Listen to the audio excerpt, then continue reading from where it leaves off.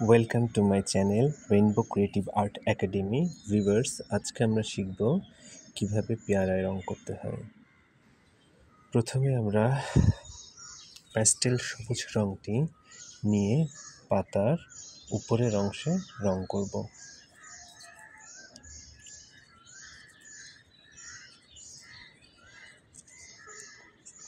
আমরা যেহেতু প্রতিটা ছবিতেই আলো ছায়া ব্যবহার করছি, সেহেতু প্রথমে আমরা গাঢ় রংটা নিয়ে নিচের দিকে দিব এবং একটু হালকা করে উপরের অংশে রং করে নিব। আমাদের উপরের অংশে হালকা রং সম্পূর্ণ হলে আমরা আরেকটু হালকা রংটা নিয়ে পাতার উপরের অংশের রংটা করে নেব।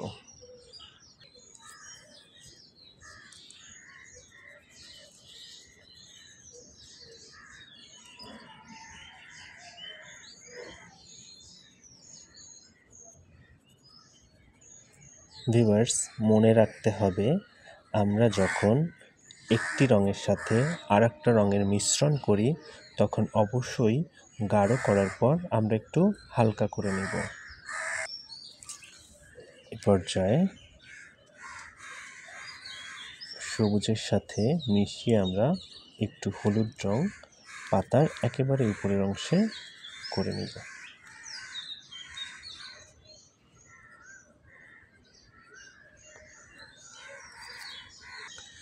রংটি সম্পূর্ণ হলে আবার আমরা পেন্সিল আউটলাইন করে পাতাটা অঙ্কন করে নেব।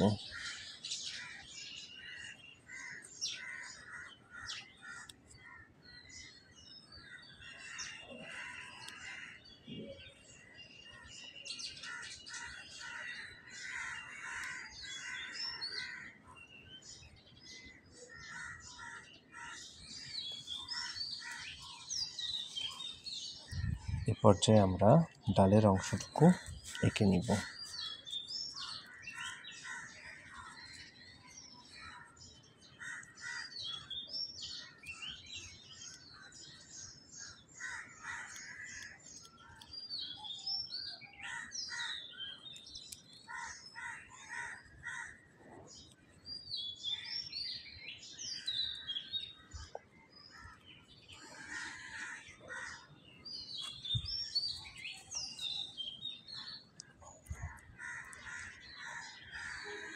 পেয়ারার অংশে প্রথমে আমরা নিচ থেকে রংটা করে নিব, যাতে করে উপরের দিকে রংটা আমরা সহজভাবে করতে পারি। প্রথমে আমরা একটু গাঢ় রং করে নিয়েছি এবং শ্যাডো করার জন্য একটু হালকা করেছি। এ পর্যায়ে আমরা হালকা রং নিয়ে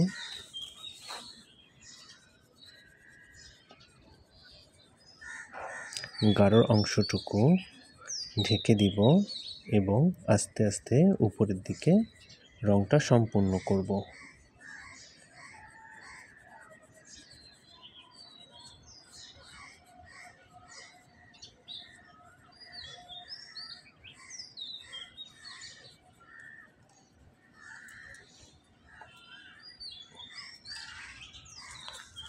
এ পর্যায়ে আমরা কিছুটা হলুদ রং করে পেয়ারার উপরের অংশের রংটুকু সম্পূর্ণ করব।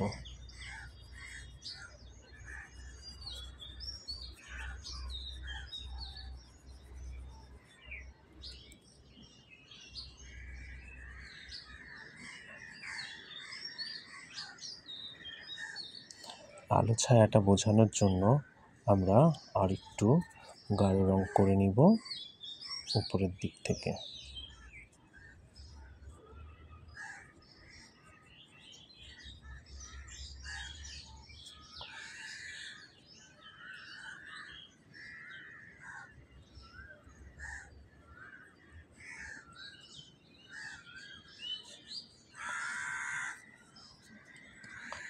এবার আমরা পেন্সিল দিয়ে পেয়ারার বোটা এবং পেয়ারের অংশটুকু আউটলাইন করে নেব।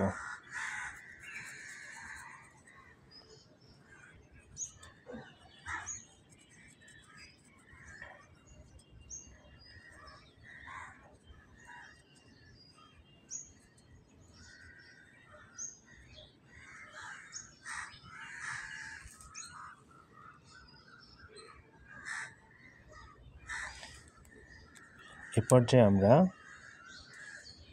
পেয়ারার যে স্লাইস অংশ এঁকেছিলাম সেই অংশে আমরা কিছুটা হালকা করে রং করে নিব।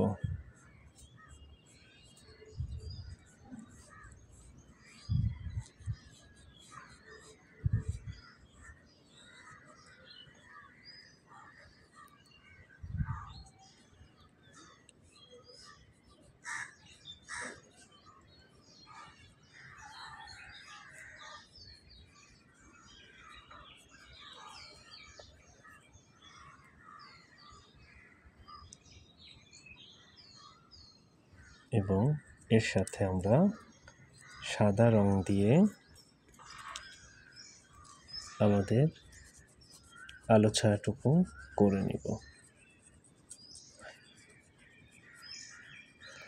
ভিউয়ার্স, আমরা জানি পেয়ারার ভেতরের অংশ সাদা হয়, এজন্য আমরা বাহিরের অংশের কিছুটা অংশ বোঝানোর জন্য আমরা হালকা করে একটু সবুজ রংটা দিয়েছি এবং সাদা করে সেটাকে ব্লেন্ড করে দিচ্ছি। এবার ভেতরের অংশের পেয়ারার বিচিগুলো রং করার জন্য আমরা কিছুটা খয়েরি রং ব্যবহার করতে পারি অথবা হলুদ রং ব্যবহার করতে পারি।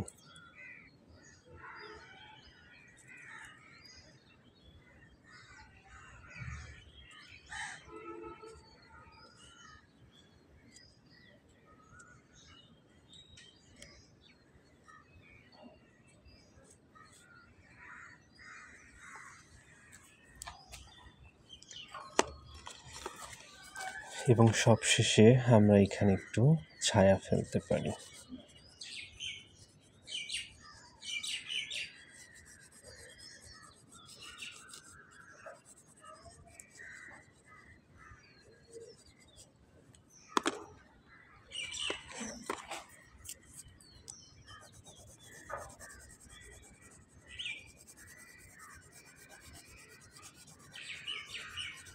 ভিউয়ার্স, এভাবে আমরা আমাদের পেয়ারা আঁকাটা সম্পন্ন করতে পারি।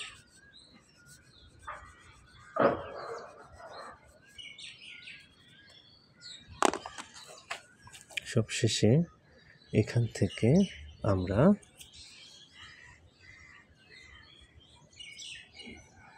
আউটলাইনটা সম্পূর্ণ করব।